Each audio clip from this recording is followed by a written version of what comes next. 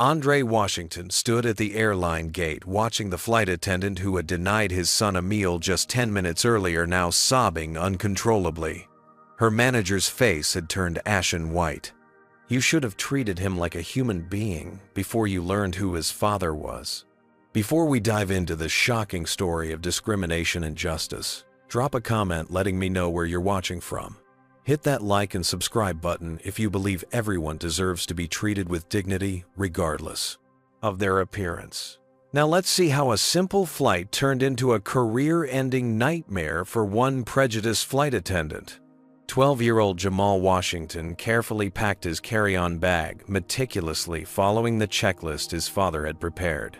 This would be his first time flying alone, and despite his excitement, nervous energy coursed through his veins. He double-checked his tablet headphones and the aviation magazine he'd been saving for the flight. Got everything, Jamal Washington asked, leaning against the doorframe of his son's bedroom. At 42, Jamal carried himself with quiet confidence that commanded respect without demanding it.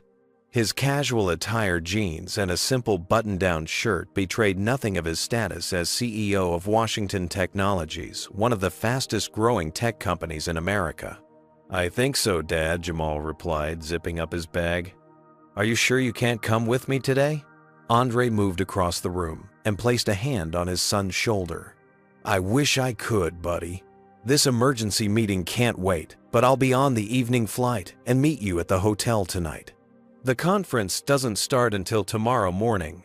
The annual tech conference in San Francisco was a big deal. Jamal was scheduled to reveal a groundbreaking new product that would revolutionize clean energy distribution. This year was special because Jamal would attend for the first time a father-son trip they'd been planning for months. "I've arranged everything with the airline," Jamal continued. "You'll be in first class. The flight attendants know you're traveling alone, and my assistant will meet you at the arrival gate. It'll be smooth sailing." Jamal nodded, though uncertainty flickered in his eyes. Jamal knew what his son was really asking. Despite their comfortable life in Seattle's upscale Laurelhurst neighborhood, they'd faced their share of suspicion and prejudice. Jamal had built his company from nothing, keeping a deliberately low profile in the press. Few people knew the face behind Washington Technologies, a strategy that had served him well but couldn't always protect his son. "You show them your boarding pass and tell them your dad's on a later flight," Jamal said firmly. "You belong there as much as anyone else. Don't let anyone make you feel otherwise."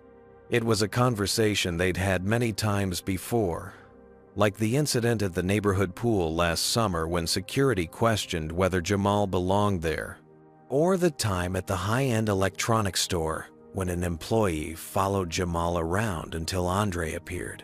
Each time, Jamal had taught his son to respond with dignity rather than anger. "Remember when we visited Grandma in Memphis last year?" Jamal asked, sitting on the edge of Jamal's bed. "What did she tell you?" Jamal smiled slightly. "That I come from a long line of people who change things by standing tall, not by stooping low." "Exactly. My father marched with Dr. King, and your great-grandfather was one of the first black business owners in his county. We don't need to shout to be heard. Our actions speak volumes." Jamal's phone buzzed insistently. Another urgent message about the crisis at work. A potential security breach that threatened to delay their product launch. He glanced at the screen and sighed. "We'd better head out if you're going to make your flight," he said, helping Jamal with his luggage. As they drove to Seattle-Tacoma International Airport, Jamal reviewed the details again. "Your boarding pass is in the app on your phone. I've added my frequent flyer number so they know you're associated with my account. The seat is 3, a window seat in first class. You'll be served lunch on the flight." "I know, Dad," Jamal said with a hint of teenage exasperation. "We've gone over it like 10 times. Jamal chuckled.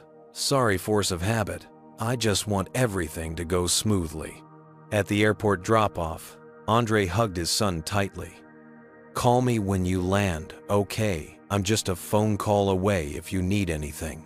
"I will." Jamal promised. "Good luck with your meeting. Love you, buddy. See you tonight." Andre watched his son walk into the terminal, rolling his carry-on behind him.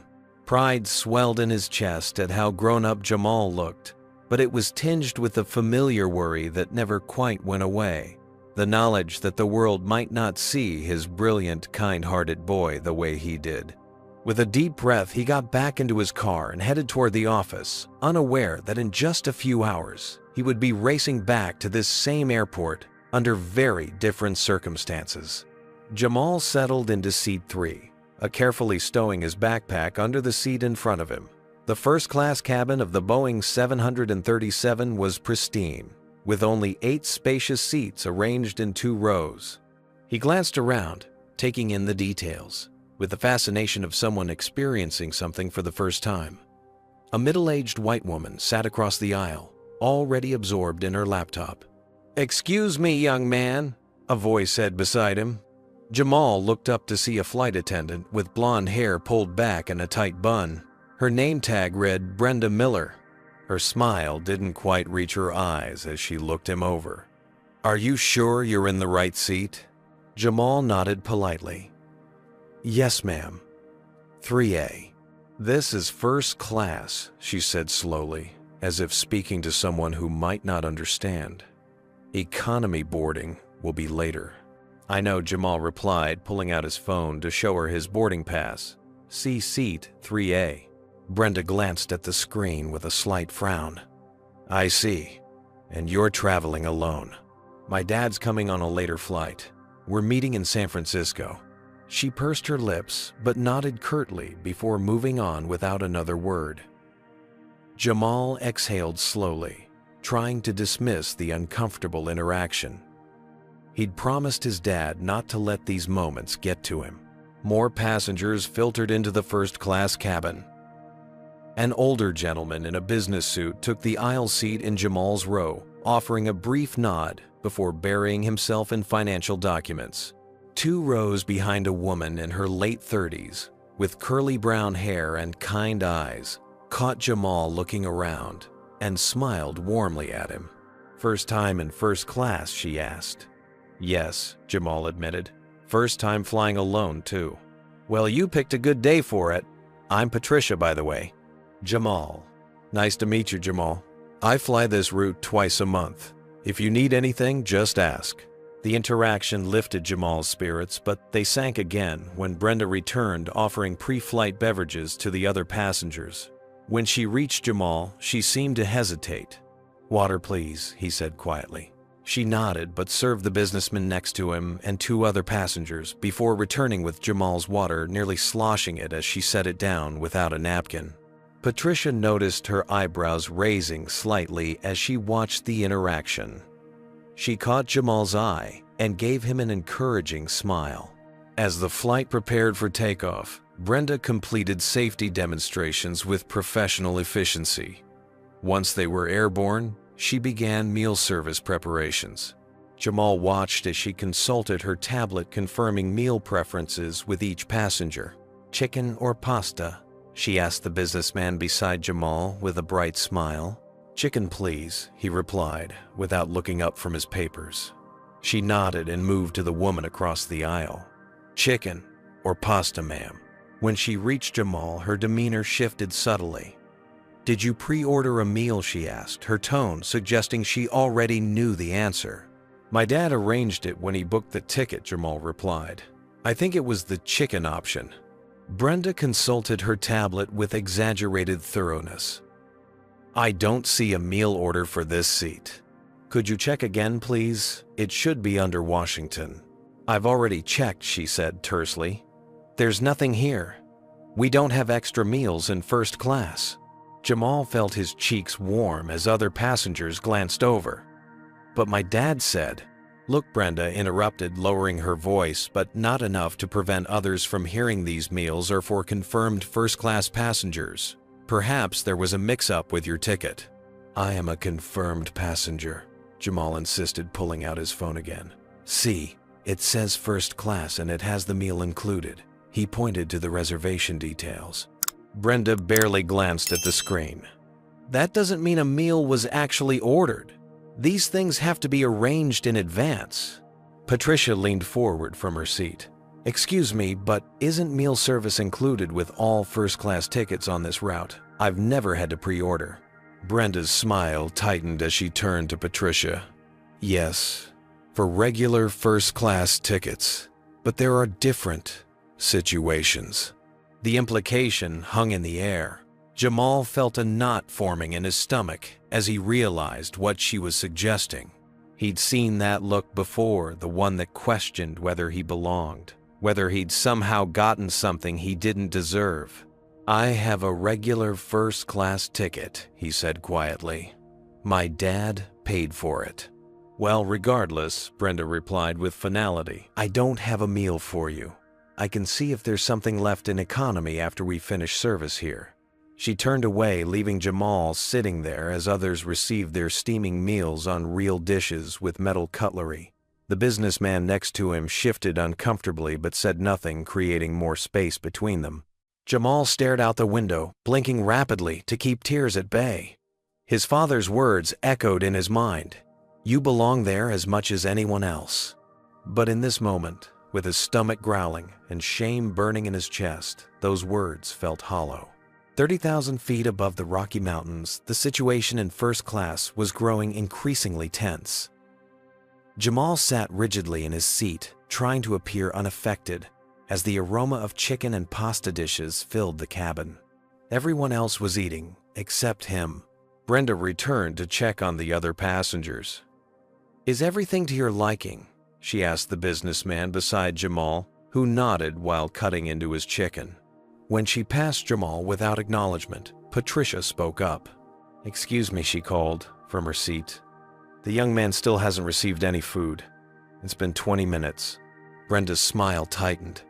As I explained earlier, there wasn't a meal ordered for his seat. I'll check economy service once they're finished. I've flown this route dozens of times. Patricia persisted. Every first-class ticket includes a meal. It's not something you have to special order. Several passengers looked up now, paying attention to the unfolding drama. Ma'am, I understand your concern, Brenda said with forced patience, but there are procedures we need to follow. Not every passenger in this cabin has the same ticket circumstances. Jamal felt his face burn. My ticket is the same as everyone else's, he said, his voice quiet but steady. My dad booked it directly through your airline's website. Brenda turned to him, her professional veneer slipping. Young man, I don't appreciate being challenged on matters you don't understand. Where exactly did you get this ticket? The implication was clear, and it hung in the air like a toxic cloud. The businessman beside Jamal cleared his throat awkwardly and became intensely interested in his meal. My father bought it, Jamal. Repeated his voice, wavering slightly despite his efforts to remain composed. Andre Washington. You can check your system.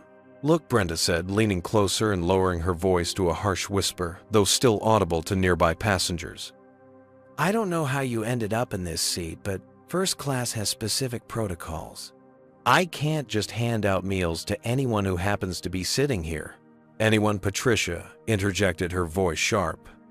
Or just certain people who don't fit your idea of a first-class passenger. Brenda straightened her face, flushing. I'm going to have to ask you both to lower your voices. You're disturbing the other passengers. The only thing disturbing me, said an elderly woman 2 rows ahead who had turned around, is watching a child go hungry while the rest of us eat. The confrontation was drawing more attention now.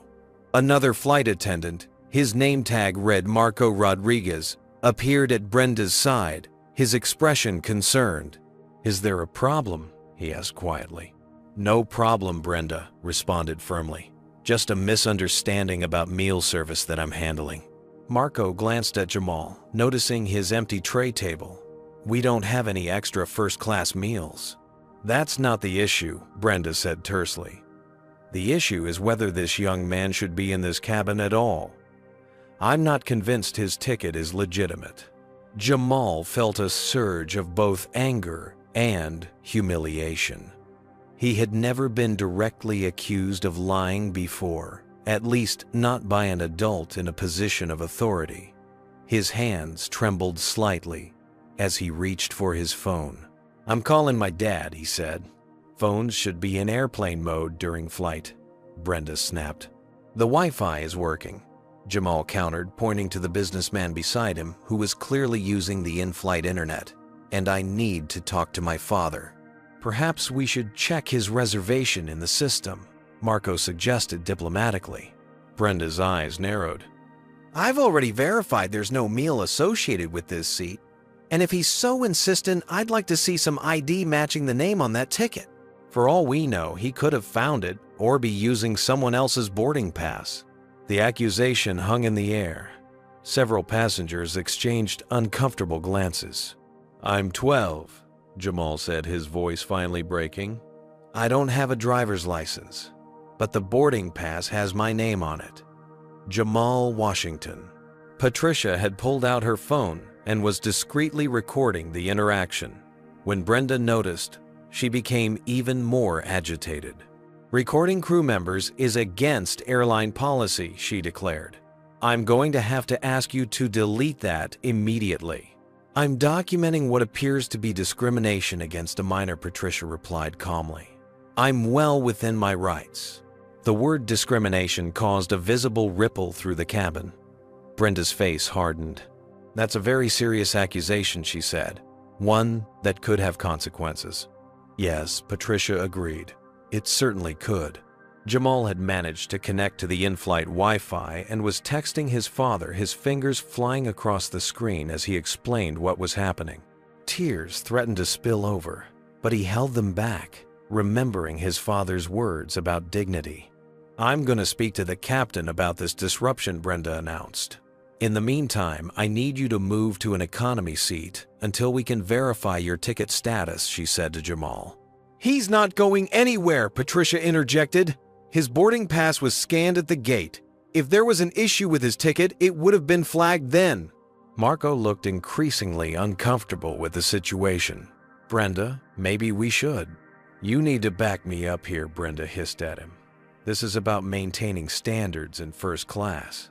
The captain's voice crackled over the intercom. "Flight attendants, please prepare for some light turbulence ahead." As if on cue, the plane gave a slight shudder. The seatbelt sign illuminated with a soft ding. "Everyone needs to return to their assigned seats," Marco said, seizing the opportunity. "This is his assigned seat," Patricia pointed out. For now, Brenda conceded with visible reluctance. But this matter isn't resolved. As she stormed off toward the galley, Marco lingered behind. "I'll see what I can find in the system," he whispered to Jamal before following his colleague. Jamal's phone buzzed with a response from his father. "Stay in your seat. Do not move. I'm handling this now." For the first time since the confrontation began, Jamal felt a small measure of relief. His father always kept his promises. The businessman beside him cleared his throat. "Sorry about that, kid," he muttered the first words he'd spoken directly to Jamal. "That was not right." Too little too late, Jamal thought, but nodded in acknowledgement anyway. His stomach growled audibly, a reminder that he was still hungry and humiliated. But now, beneath the embarrassment, a new feeling was brewing: anticipation. His father was handling the situation, and Jamal knew exactly what that meant. Andre Washington might keep a low profile, but when pushed, especially where his son was concerned, he was a force of nature. Have you ever witnessed someone being treated unfairly and felt that burning sense of injustice? The moment when you know something is deeply wrong but feel powerless to stop it? Comment number 1. If you believe Brenda's behavior was clearly discriminatory. Or number 2. If you think there might be more to the story we haven't seen yet. And don't forget to hit that like button if you're invested in seeing how this confrontation ends. What do you think Andre is going to do now that he knows what's happening to his son? Let's find out. At Seattle-Tacoma International Airport, Jamal Washington burst through the doors of the executive offices of Pacific West Airlines, his normally composed demeanor replaced by controlled fury. His assistant Tanya struggled to keep pace behind him. "Mr. Washington, please," the airline's customer service director pleaded as Andre swept past her. "If you could just wait in the conference room, our VP of operations is on his way." "My son has been sitting without food for over an hour while everyone around him eats," Andre replied without breaking stride.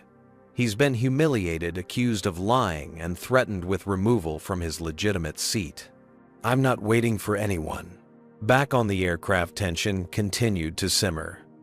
The flight had been delayed on the tarmac due to technical difficulties, though several passengers suspected it had more to do with the unfolding situation in first class. Jamal sat stiffly in his window seat, trying to make himself as small and unobtrusive as possible. His father's text messages had provided some comfort, but each passing minute felt like an eternity under Brenda's hostile glares. "Here," whispered Marco, slipping Jamal a packaged sandwich and a bottle of juice from his own lunch. "It's not much, but it should help until we sort this out." "Thank you, Jamal," murmured, genuinely touched by the small act of kindness. Marco glanced around furtively before adding, "Your dad's name is flagged in our system as a VIP. I don't know why Brenda didn't see it." Before Jamal could respond, Brenda rounded the corner from the galley and spotted the interaction. Her eyes narrowed dangerously. "Marco, a word please," she hissed, gesturing sharply toward the front of the cabin. As Marco reluctantly followed her, Patricia leaned forward from her seat. "You doing okay, sweetie?" she asked Jamal. Jamal nodded, though the lump in his throat made it difficult to speak. He glanced down at his phone, reading his father's most recent message again. "Stay calm. I'm coming. This stops today." The memory of a conversation they'd had after an incident at school last year surfaced in Jamal's mind. He'd been passed over for the advanced science program despite having the highest test scores. When Andre had questioned the decision, the principal stammered about cultural fit and social dynamics. "Sometimes people will try to make you feel small because they're afraid of how big you could become," Andre had told him afterward. "They want you to get angry so they can say, 'See, that's why you don't belong.' Don't give them that satisfaction." "But how do you not get angry when it's so unfair?" Jamal had asked. "Oh, I get angry," Andre had replied with a slight smile. "But there's a difference between losing control and channeling that anger into change. One makes you feel better for a moment, the other changes the world." Now, as Jamal unwrapped the sandwich Marco had given him, he could hear Brenda's raised voice from the galley. "You're undermining my authority in front of passengers," she was saying to Marco. "That boy is being disruptive, and you're rewarding his behavior." "He's a hungry kid," Brenda Marco responded, his voice lower but intense. "How does giving him a sandwich undermine anything?" "You don't understand the precedent this sets.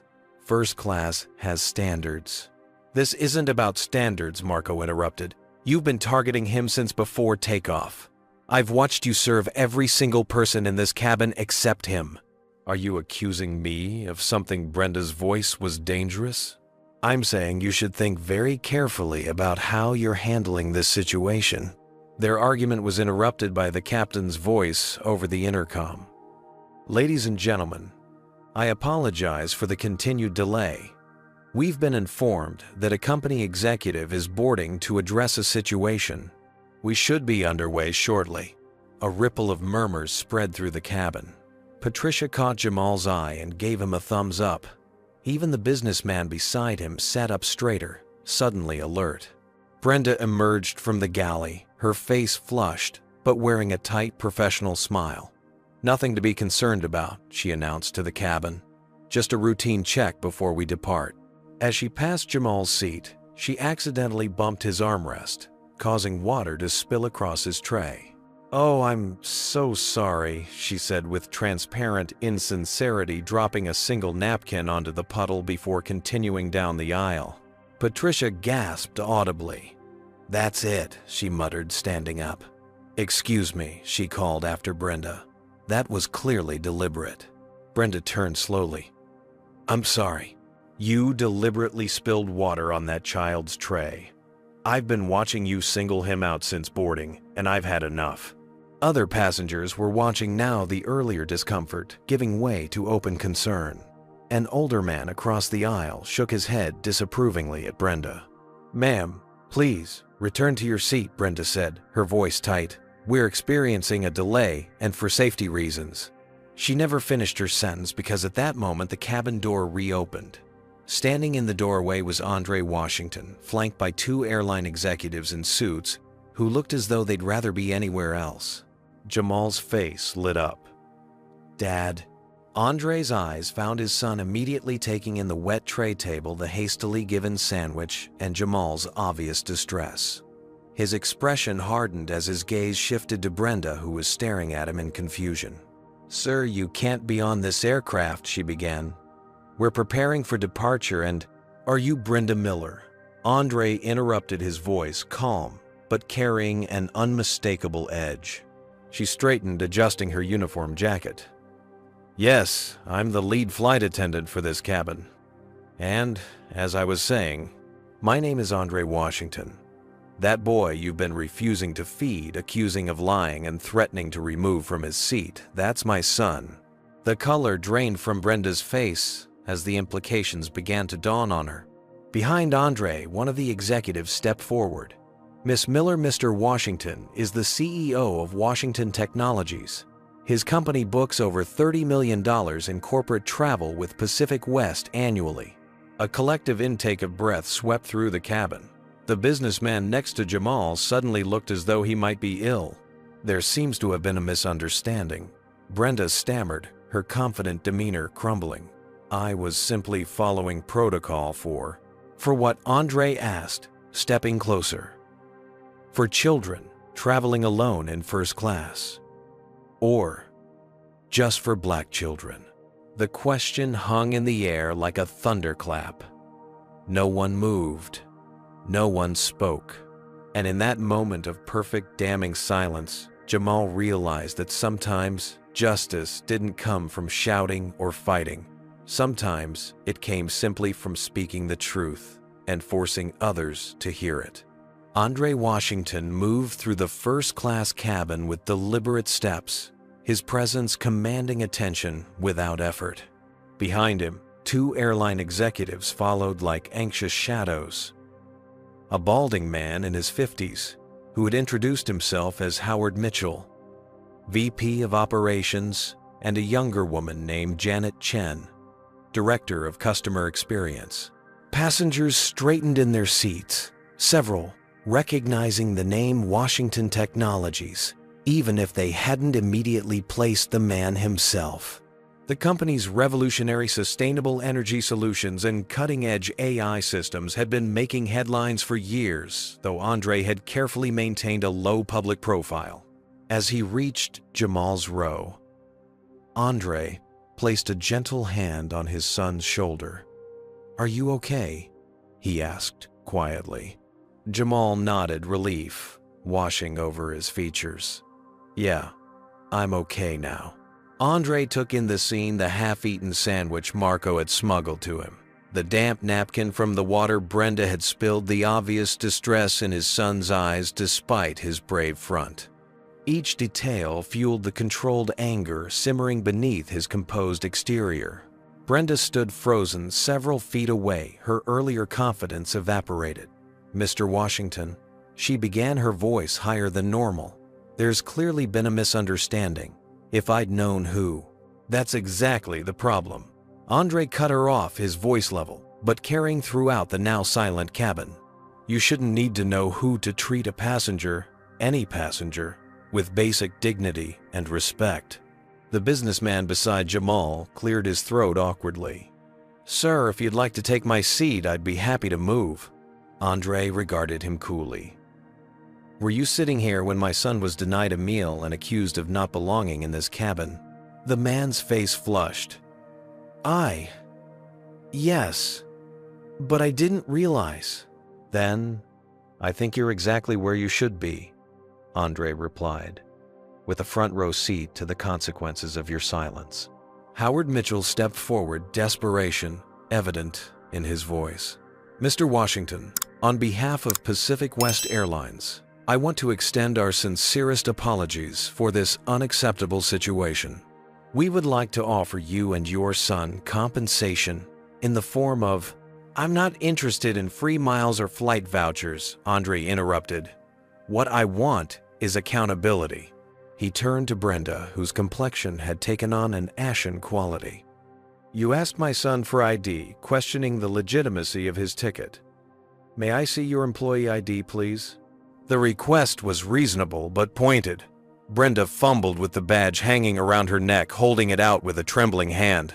Thank you, Andre said, examining it briefly. Now, Miss Miller, I'd like to speak with you and your supervisor privately. I believe the jet bridge would offer us some privacy while the other passengers prepare for departure. Patricia, who had been watching the exchange intently, stood up. Mr. Washington, before you go, I think you should see this. She held out her phone. I recorded part of what happened. I couldn't just sit by and watch. Andre's expression softened slightly. Thank you, Miss Henderson. Patricia Henderson. Thank you, Miss Henderson. Your willingness to speak up means a great deal. He took the offered phone, quickly scanning through the video. As he watched, his jaw tightened visibly. The recording clearly showed Brenda's dismissive treatment, her insinuations about Jamal's ticket, and finally the accidental water spill that was anything but accidental. Andre handed the phone back to Patricia. Would you be willing to send me this video? Of course, she agreed immediately, taking his business card. The captain had emerged from the cockpit, looking concerned about the continued delay. What's the situation here? He asked, glancing between Andre and the airline executives. Janet Chen pulled him aside, speaking in hushed tones. The captain's expression shifted from confusion to shock as he was briefed on what had transpired. I had no idea, he said, approaching Andre. Captain Robert Dawson, Mr. Washington, I want to personally apologize. This is not how Pacific West treats any of our passengers, least of all children. Andre acknowledged the apology with a nod. I appreciate that, Captain. I've arranged everything with your executives. Miss Miller and I will have a brief conversation off the aircraft, after which you'll be cleared for departure. My son will continue to San Francisco as planned, and I'll take a later flight. He turned to Jamal, kneeling slightly to meet him at eye level. Are you sure you're okay with continuing on? I can arrange for both of us to take a different flight if you'd prefer. Jamal glanced around the cabin at the faces, watching them with varying degrees of shame, curiosity, and respect. His eyes landed on Marco, who had advocated for him, and Patricia, who had spoken up when others wouldn't. I'll be okay, he decided. I know what to do if anything else happens. Pride flickered across Andre's face. Yes, you do. I'll see you in San Francisco tonight. He squeezed his son's shoulder before turning back to the airline representatives. Shall we? As Andre, Brenda, and the executives moved toward the exit, Marco stepped forward.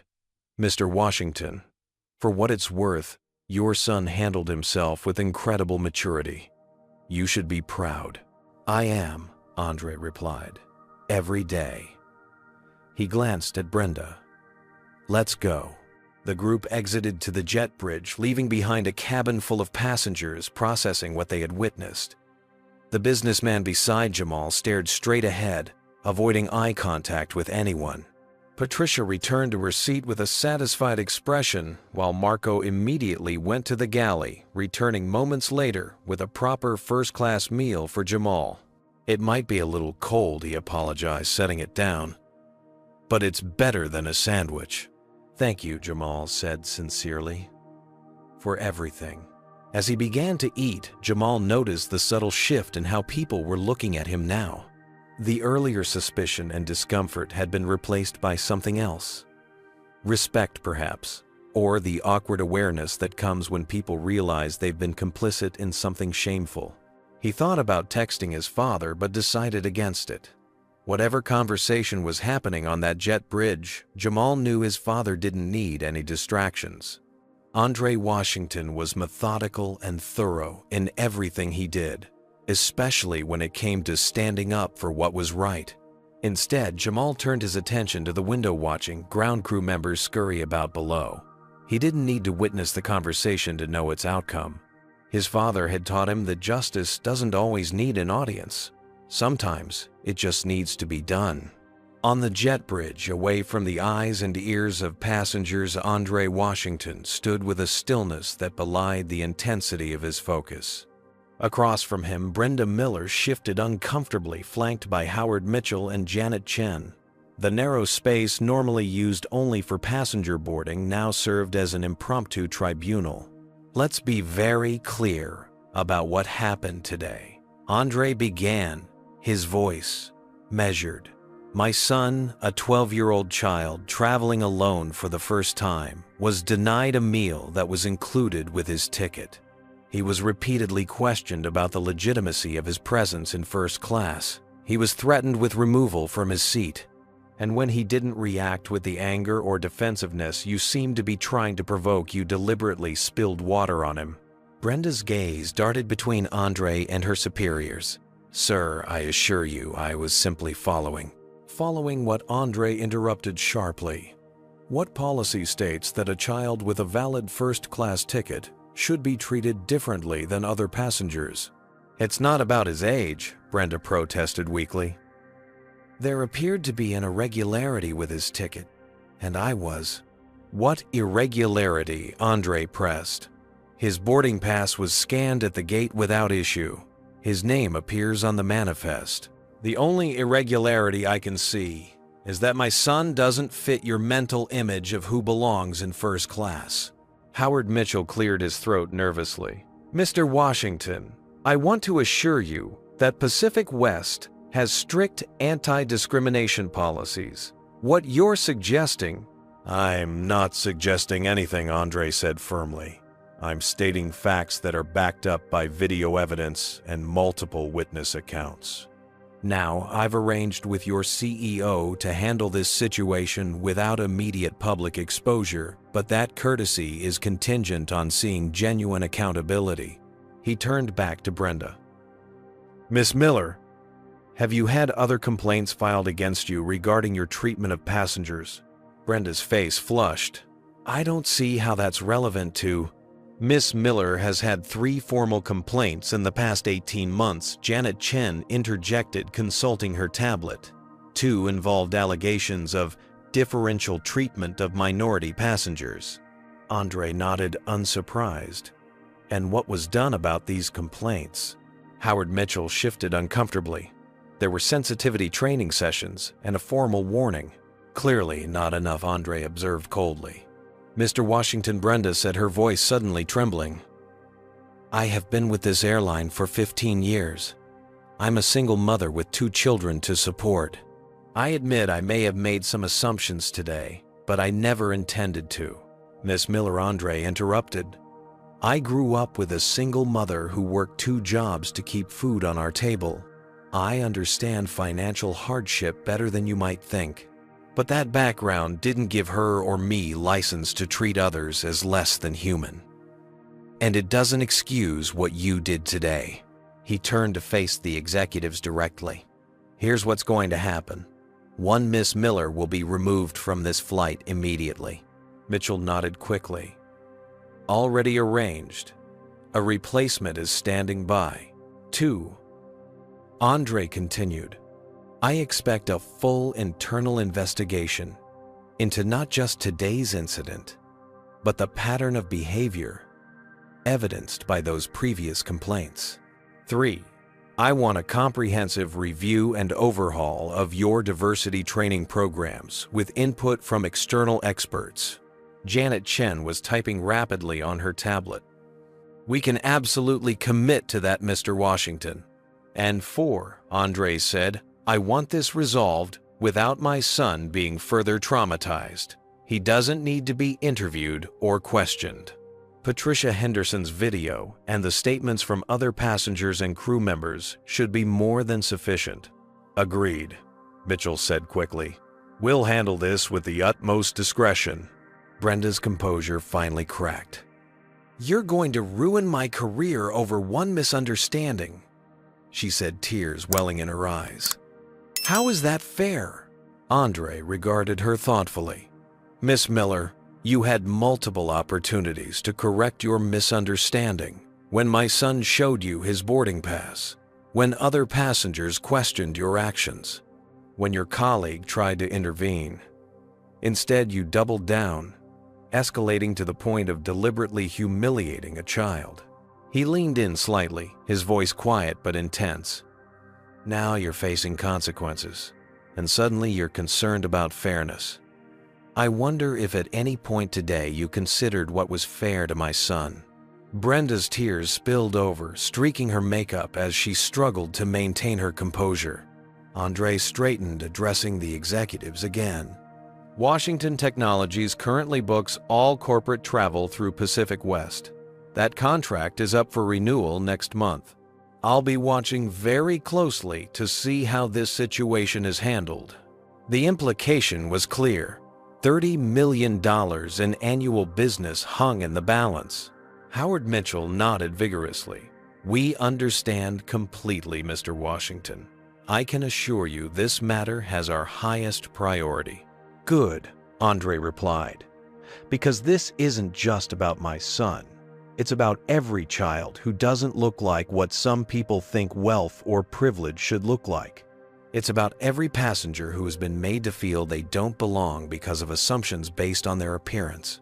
He glanced at his watch. The flight has been delayed long enough. I should let you get these passengers to their destination. Of course, Janet Chen said, gesturing toward the terminal. We've arranged for you to take our 4 p.m. flight to San Francisco, upgraded to first class, of course. Andre nodded in acknowledgement. Before I go, I'd like a moment alone with Miss Miller. The executives exchanged uncertain glances, but stepped away toward the aircraft door, leaving Andre and Brenda standing face to face. For a long moment, Andre said nothing, simply studying the flight attendant who had caused his son such distress. Brenda wiped at her tears, trying to regain some semblance of dignity. Do you know why I didn't cause a scene on that aircraft? Andre finally asked. Why I didn't shout, or threaten, or demand your immediate firing in front of everyone? Brenda shook her head slightly. Because that's what you expected, he said simply. That's the narrative that would have made you the victim, the flight attendant, just doing her job, confronted by an angry black man making demands. It would have reinforced every stereotype you already believe. He took a deep breath. Miss Miller, I don't know what experiences or teachings led you to see my son as somehow less deserving of basic respect. But I do know this. You didn't just fail at your job today. You failed as a human being. And that's a far greater loss than any career. Without waiting for a response, Andre turned and walked back toward the terminal, leaving Brenda standing alone on the jet bridge, facing not just professional consequences, but the much harder task of confronting her own prejudices. As he walked away, Andre felt no satisfaction in her tears or in the power he'd wielded. What he felt was a deep, familiar weariness, the same weariness he'd felt countless times before when forced to prove his humanity or his son's worth. It was a burden he carried every day, one he wished desperately his son wouldn't have to inherit. But he also felt resolve strengthening within him. This incident wouldn't just end with one flight attendant's discipline. Andre was already formulating plans for how Washington Technologies could use its influence to push for broader changes in how companies trained their employees and handled discrimination. Because while he couldn't shield Jamal from every instance of prejudice, he could work to create a world where such encounters became increasingly rare. The 737 finally lifted off from Seattle-Tacoma International Airport nearly an hour behind schedule. In seat 3, a Jamal watched through the window as the ground fell away, the sprawling city gradually transforming into a patchwork of miniature buildings and roads. The mood in the first-class cabin had shifted dramatically. Marco now served as the lead attendant, going out of his way to ensure Jamal's comfort without being overly solicitous. The businessman beside Jamal had attempted a clumsy apology for not speaking up sooner, which Jamal acknowledged with a polite nod. Most notably, several passengers who had witnessed the incident approached Jamal during the flight to express their support. "Your father handled that brilliantly," commented an older gentleman who introduced himself as a retired judge. "Very strategic, very dignified." Patricia Henderson had moved to the now vacant seat across from Jamal once they reached cruising altitude. "How are you holding up?" she asked gently. "I'm okay," Jamal replied, surprised to find it was mostly true. The initial shock and humiliation had faded, replaced by a peculiar mix of pride in his father's intervention and sadness that it had been necessary at all. "Thanks for helping me. I only wish I'd spoken up sooner," Patricia admitted. "It's too easy to tell yourself it's not your place to get involved." Back in Seattle, Jamal Washington sat in the airline's executive lounge typing rapidly on his laptop. The airline's CEO had called personally to apologize, but Andre was more interested in action than words. He was drafting a comprehensive proposal for how Pacific West could transform this incident into meaningful change within their organization. His phone buzzed with a text from Tanya, his assistant PR team, standing by. Social media already picking up on flight delay. How do you want to handle? Andre considered his options carefully. He had built Washington Technologies on innovation and integrity, deliberately maintaining a low public profile to let their products speak for themselves. But perhaps it was time to use his platform differently. He typed back, "No press release yet. Schedule a meeting with the Diversity Initiative team for tomorrow morning. We're going to approach this systematically." In the air, Jamal had pulled out his tablet, trying to distract himself with a game when Marco stopped by his seat. "I wanted to apologize again for what happened," the flight attendant said quietly. "I should have intervened sooner." "You tried," Jamal acknowledged. "You were the only crew member who did." Marco nodded, a flash of emotion crossing his face. "I've seen it happen before. Not usually so blatant, but it happens. I know what it's like to be looked at differently." He hesitated before adding, "Your father is quite something. Most people would have just yelled or demanded compensation." "Dad says that's what people expect," Jamal replied, "so he does the opposite." As Marco moved on to attend to other passengers, Patricia leaned forward. "Your dad seems like a remarkable man. What does he do, if you don't mind me asking?" "He's in tech," Jamal answered vaguely, following his father's lifelong practice of understating their family's prominence. "He started his own company." Patricia's eyes widened slightly as recognition dawned. "Washington Technologies, the clean energy innovators." Jamal nodded somewhat reluctantly. Wow, I had no idea. They're revolutionizing how we think about sustainable power distribution." Patricia shook her head in amazement. "And Brenda picked a fight with the CEO's son. Talk about a career-limiting move." "I don't think she knew," Jamal said quietly. "That's kind of the point, though, isn't it? It shouldn't matter who my dad is." Patricia studied him thoughtfully. "You're pretty wise for 12, you know that." Jamal managed a small smile. "I've had some practice with this stuff." Meanwhile, news of the incident was spreading rapidly through Pacific West Airlines' corporate channels. In the operations center, executives huddled in emergency meetings, reviewing procedures and planning damage control. Howard Mitchell paced the conference room, his face grave. "Washington Technologies accounts for over 2% of our entire corporate travel revenue. If they pull their business, it's not just the $30 million in direct bookings, it's the signal it sends to other tech companies." Janet Chen nodded grimly. "The investigation into Brenda Miller's conduct is already underway. HR is pulling all customer complaints from the past 3 years to identify any patterns we missed." What about the broader training issues? Pressed another executive. Washington made it clear he expects systemic changes, not just one employee's termination. We're already reaching out to diversity consultants, Janet replied. But we need to be careful. This doesn't look like mere crisis management. Washington seems to want genuine transformation.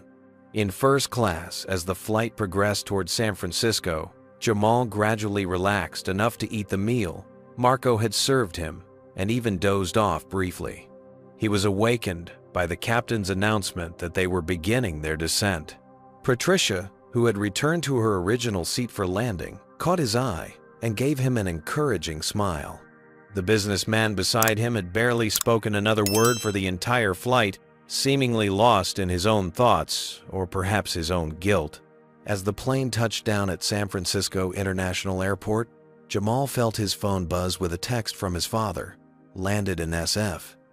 Meeting you at baggage claim. Proud of how you handled today. Jamal replied with a simple thanks, Dad, but felt a warmth spreading through his chest. Despite everything that had happened, his father's pride meant everything. The passengers disembarked, many nodding respectfully to Jamal as they passed his seat. Marco stood at the exit, personally thanking each passenger. Take care, Jamal, he said when it was his turn to exit. And please tell your father I said thank you, for all of us who want to see things change. In the terminal, Patricia paused to exchange contact information with Jamal. If you need a witness statement for anything, I'm happy to help, she offered. But honestly, I'm also just curious to see what your dad does next. I have a feeling this isn't over. Probably not, Jamal agreed. Dad doesn't usually stop until he's fixed the whole problem. As Jamal made his way toward baggage claim, he reflected on the day's events. The humiliation had been real and painful, but so had the moments of human decency. Patricia speaking up, Marco smuggling him food, his father's calm, implacable response. He spotted Andre waiting by the carousel, casually dressed, but unmistakably commanding in presence. When their eyes met, Andre's serious expression melted into a warm smile. Father and son embraced, holding each other a moment longer than usual. You okay? Andre asked, examining his son's face closely. Better now, Jamal replied honestly. Good, Andre nodded, picking up his son's carry-on. Because tomorrow's a big day, and I've made a few changes to my keynote speech that I think you're going to find interesting. As they walked toward the exit, Andre's phone rang, the airline CEO calling yet again. Andre silenced it without answering. They can wait, he said simply. Tonight is about you and me. They stepped out into the San Francisco evening, leaving behind the day's ugliness and moving forward together into whatever changes tomorrow would bring. 1 week later, the grand ballroom of the San Francisco Marriott Marquis was packed to capacity. The annual Tech Forward Conference was the industry's premier gathering where innovation and disruption were celebrated and new products unveiled to shape the future. On this particular morning, anticipation hung in the air like electricity before a storm. Andre Washington's keynote address had been the most highly anticipated event of the conference, even before rumors began circulating about what had transpired on his son's flight. Jamal sat in the front row, dressed in a crisp, button-down shirt and slacks, watching technicians make final adjustments to the stage. Beside him, Patricia Henderson, whom Andre had personally invited to attend, leaned over. Nervous? She asked. A little, Jamal admitted. Dad usually keeps a pretty low profile. This is different. The house lights dimmed, and the crowd fell silent as the conference organizer stepped to the podium. Ladies and gentlemen, it is my great honor to introduce our keynote speaker. His company has revolutionized sustainable energy distribution in just 5 years, making clean power accessible to communities previously thought unreachable. Please welcome the founder and CEO of Washington Technologies, Andre Washington. Applause thundered through the ballroom as Andre walked onto the stage. Dressed in a tailored navy suit with no tie, he projected the perfect balance of authority and approachability that had become his trademark in the industry. "Thank you," he began, waiting for the applause to subside. "I was originally planning to spend the next hour talking about our newest innovation, a microgrid system that can bring sustainable power to remote communities at a fraction of traditional infrastructure costs." He paused, surveying the audience. "And I will share that breakthrough with you today. But first I want to talk about something else. Power of a different kind.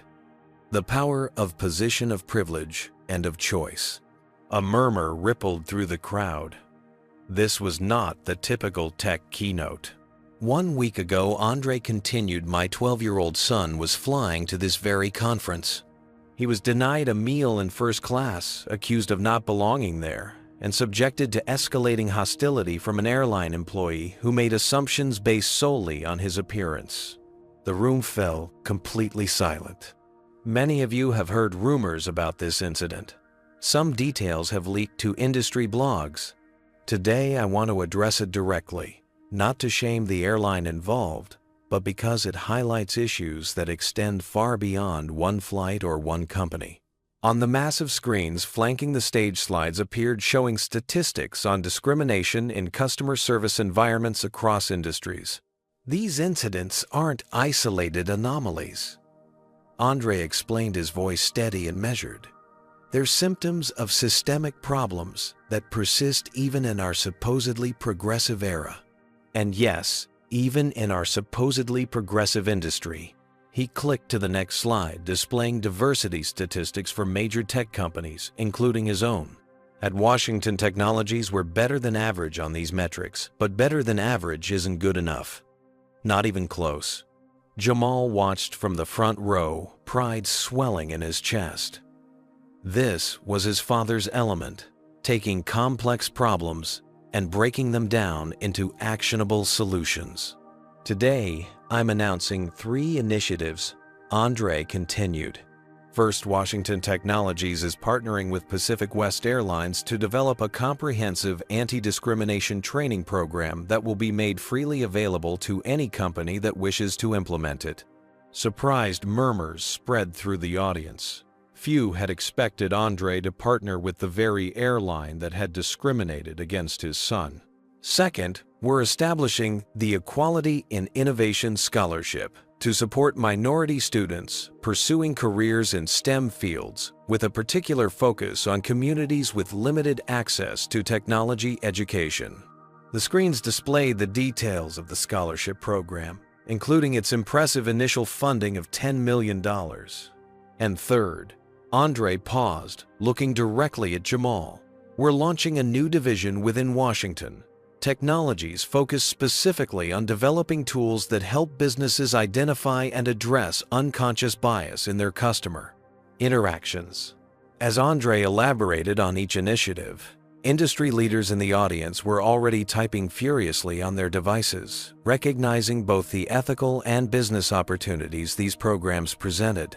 Now, you might be wondering why I've chosen to respond this way. Andre said, his tone becoming more personal. "I could have simply taken my business elsewhere. I could have filed a lawsuit or launched a social media campaign exposing the airline's failings."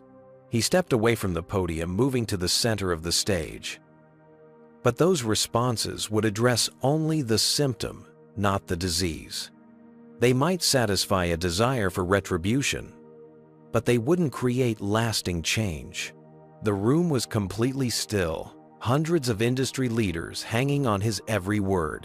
"When my son called me from that flight, what broke my heart wasn't just his distress in that moment. It was knowing that this was just one of countless similar moments he would face throughout his life. Unless we, all of us, with the power to influence systems, commit to changing them fundamentally."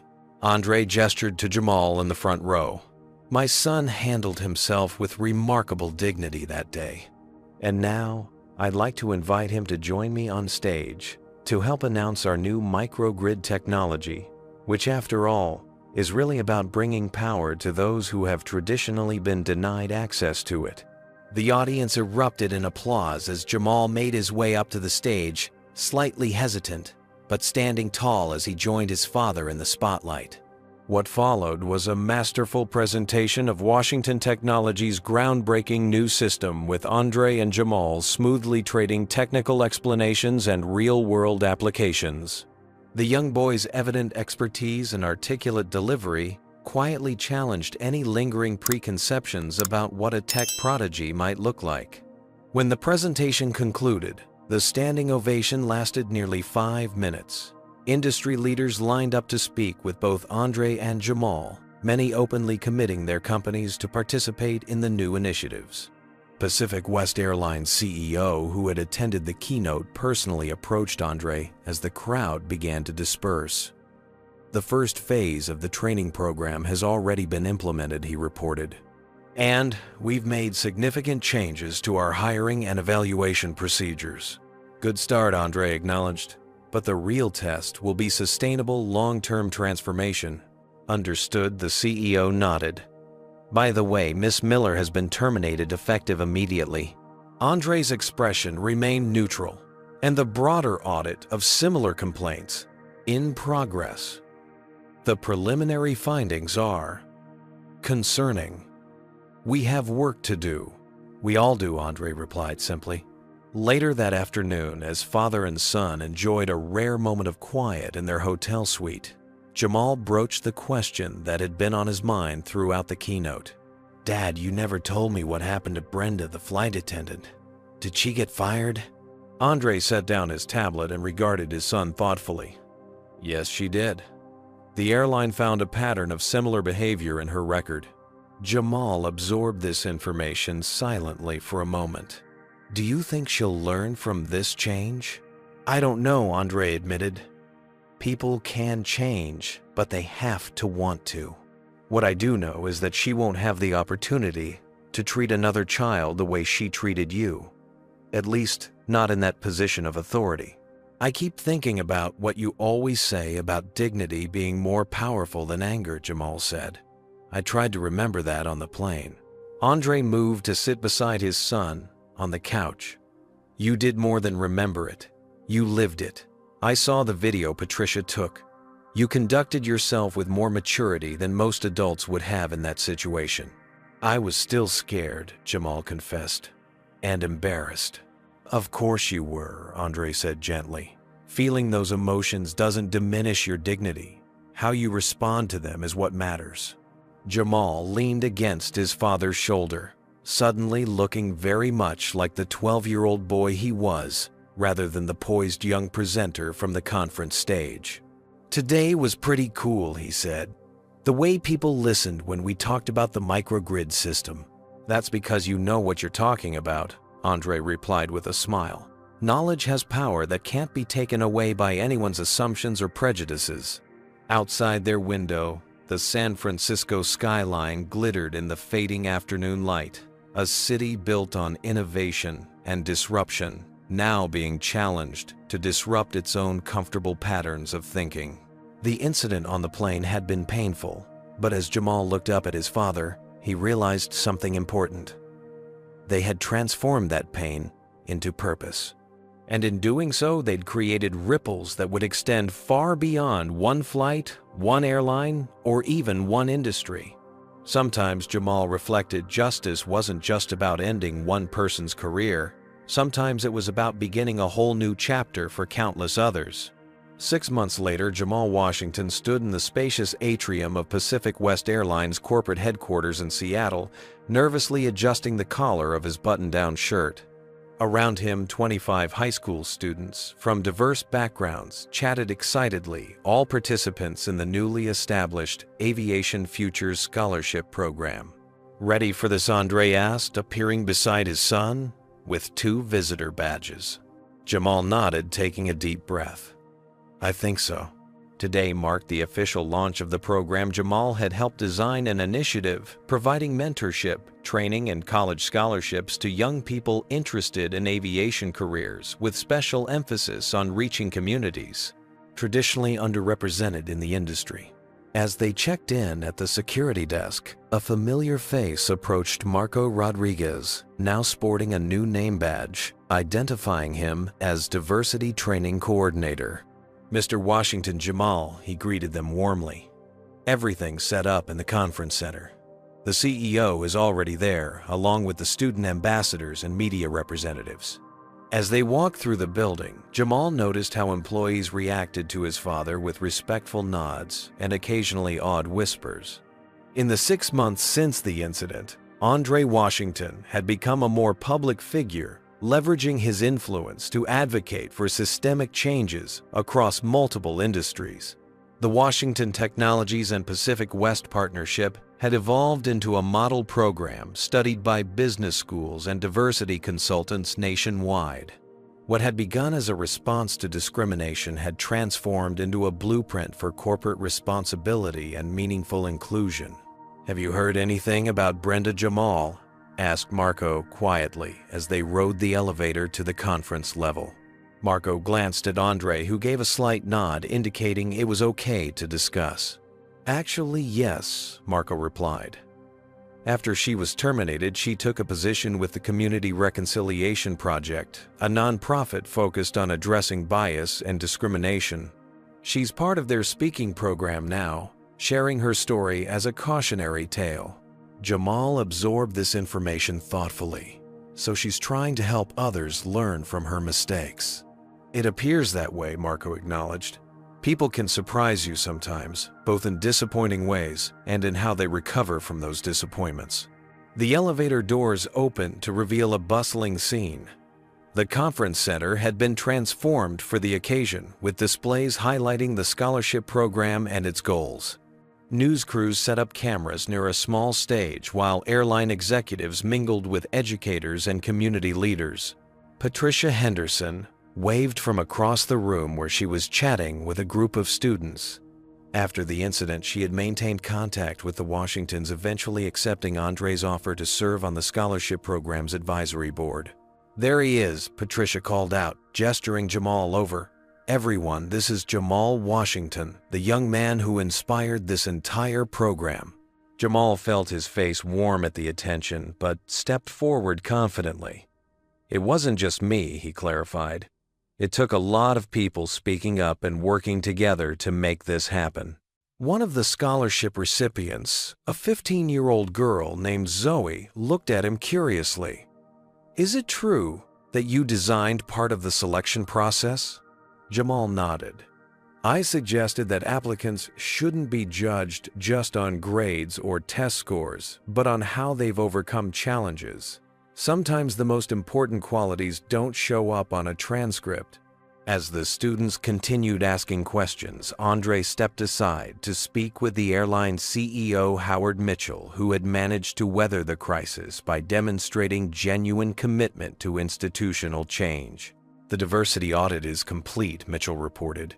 "We've implemented 87% of the recommended changes so far, with the remainder scheduled for next quarter.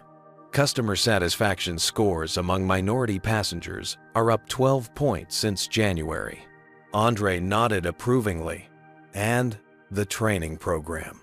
All customer-facing staff have completed the initial phase. The scenario-based modules your team developed have been particularly effective. We've had employees report that they're recognizing biases they never realized they held." The conversation was interrupted by an announcement that the ceremony was about to begin. Guests moved toward their seats as Mitchell took the stage to welcome everyone and formally introduce the Aviation Futures Scholarship Program. None of this would have been possible without the vision and, frankly, the forgiveness of Andre and Jamal. Washington Mitchell acknowledged, "When faced with a situation that revealed serious flaws in our company culture, they chose to help us transform rather than simply condemn us. For that, we are profoundly grateful." As applause filled the room, Andre squeezed his son's shoulder gently. They had discussed this moment extensively, how to balance acknowledgement of past wrongs with celebration of progress without allowing the airline to use them as shields against accountability. When it was Andre's turn to speak, he approached the podium with the measured confidence that had become his trademark. 6 months ago, An unfortunate incident on a Pacific West flight revealed patterns of bias that exist not just in aviation, but across industries and institutions, he began. Today, we're not here to dwell on that incident, but to recognize the importance of what grew from it. He gestured to the scholarship recipients seated in the front row. These young people represent the future of aviation. A future where diversity isn't just a buzzword or a statistical target, but a fundamental strength. Where passengers see themselves reflected in the workforce that serves them, and where assumptions based on appearance have no place in professional interactions. Andre then introduced Jamal, who joined him at the podium. Together, they unveiled the official program materials and announced the expansion of the scholarship to include internship opportunities at both Pacific West and Washington Technologies. After the ceremony, as guests mingled during the reception, Jamal found himself approached by a young man in an airline uniform, a new flight attendant based on his name tag. "I just wanted to thank you," the young man said somewhat nervously. "I'm part of the first training cohort that went through the new program. The scenarios based on your experience. They changed how I think about interactions with passengers. I probably would have made similar mistakes before." Jamal wasn't sure how to respond, but settled on a simple, "I'm glad something good came out of it." Across the room, Andre was deep in conversation with education partners when his phone buzzed with a notification. The Washington Technologies stock had just hit a new high following the announcement of their latest clean energy partnership, a testament to how their enhanced public profile had benefited the company's core mission. Later, as father and son drove home through the Seattle evening, Jamal reflected on the day's events. "It feels strange," he admitted. "Being thanked for something that was really awful when it happened." Andre nodded thoughtfully. Transformation often begins with discomfort, sometimes even pain. The question is whether we use that pain to fuel positive change or let it harden into resentment. Like Brenda Jamal observed, choosing to use her mistake to help others learn. Exactly, Andre agreed. Though it doesn't erase what happened, it at least gives it meaning beyond the hurt it caused. They drove in comfortable silence for a while, the city lights reflecting off the car windows. Dad Jamal finally asked, "Do you think things are really changing, or is it all just for show?" Andre considered the question carefully, giving his son the respect of a thoughtful answer rather than easy reassurance. "Real change is always incremental," he said. "The scholarship program, the training, the new hiring practices, those are tangible steps forward. But changing hearts and minds takes longer. What matters is that we've started the process and created accountability for continuing it." As they pulled into their driveway, Andre added, "And remember, change isn't just about grand gestures or corporate programs. It's also about individual choices like Marco speaking up that day on the plane, or Patricia recording what happened, or you maintaining your dignity in a difficult situation." Inside their home, Andre paused in the hallway, where framed articles about the scholarship program hung, alongside patents for Washington Technologies innovations. The dual legacy he was building, technological advancement alongside social progress, visible in this simple domestic display.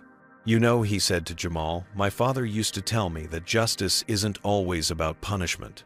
Sometimes it's about restoration, fixing what's broken rather than simply discarding it." "Is that why you partnered with the airline instead of just taking your business elsewhere?" Jamal asked. Andre nodded. "That, and the recognition that we had leverage to create change on a scale that might help thousands of people, not just correct one wrong." Later that evening, as Jamal prepared for bed, he received a text message from Zoe, one of the scholarship students he had met earlier. "Thanks for making today possible. Before this program, I never thought someone like me could have a future in aviation. Now I can see it clearly." He showed the message to his father, who smiled with quiet satisfaction. That, Andre said simply, is what transformation looks like. As he turned out the light, Jamal reflected on the journey of the past 6 months, from humiliation on an airplane to helping launch a program that would open doors for young people like Zoe for years to come. The incident would always be a part of his story, but it was no longer the most important part. It had become, instead, the catalyst for something larger than himself, a reminder that sometimes the most powerful response to injustice wasn't revenge, but reimagining what could be built in its place. And in that transformation lay a deeper, more lasting form of justice. Not just the ending of one flight attendant's career, but the beginning of opportunity for countless others. This story teaches us that true power lies not in retribution, but in transformation. Andre could have publicly humiliated the airline or filed a lawsuit, but instead chose a path that created lasting systemic change. His approach shows that dignity often speaks louder than anger, and strategic responses can accomplish more than emotional reactions. Jamal's experience reminds us that discrimination persists, even in supposedly progressive environments affecting children in particularly harmful ways. Yet his resilience demonstrates how maintaining composure in the face of injustice can sometimes be the most powerful stance. The story also highlights the importance of allyship. Patricia and Marco spoke up when others remained silent, showing that addressing discrimination requires collective action, not just individual courage. Their intervention made a crucial difference in how the situation unfolded. Perhaps most importantly, we see how accountability can lead to redemption. Rather than simply punishing Brenda, the response created opportunities for her growth and for industry-wide improvement, transforming one painful incident into better futures for many others. What approach would you take if you witnessed discrimination, like what happened to Jamal? Would you speak up immediately, like Patricia? Or remain silent, like most passengers? Drop your thoughts in the comments below. If you believe in transforming negative experiences into positive change, hit that like button and subscribe to our channel for more powerful stories of resilience and justice. Share this video with someone who needs a reminder that dignity and strategic action can create meaningful change. Thank you for watching. And remember, how we respond to injustice often matters more than the injustice itself.